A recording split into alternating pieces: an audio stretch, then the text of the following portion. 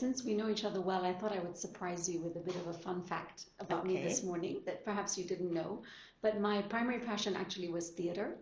So Oh, when I was in high school, I was a theater higher level, and my dream always was to go to performing arts school.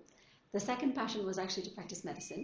oh wow. And the third passion, which I didn't know about, was practicing law. And I actually fell into the legal space as a fallback when I was in university. I knew that I wanted to, study something that would be transferable, give me versatility, give me adaptability, and law seemed like the perfect choice. And so I ventured off and, got my law degree.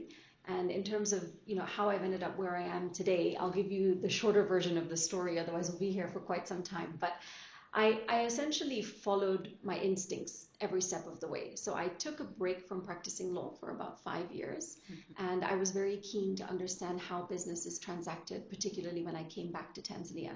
And I felt that the best way to do that was to be outside a law firm and to be a client. So during that time, I started a few businesses. I worked in big tobacco for a while. I worked for a large family-owned business in Tanzania. And through all of those experiences, found myself full circle back at A&K about 4 years ago. And it's been an incredible experience leading the firm through the many changes that we've had over the last few years. I'm But just intrigued still about how I hope you're going to tell me how you're incorporating theater into your practice of corporate law because everything assists you later in life. There's things you learn from other aspects of your life. Tell me about theater.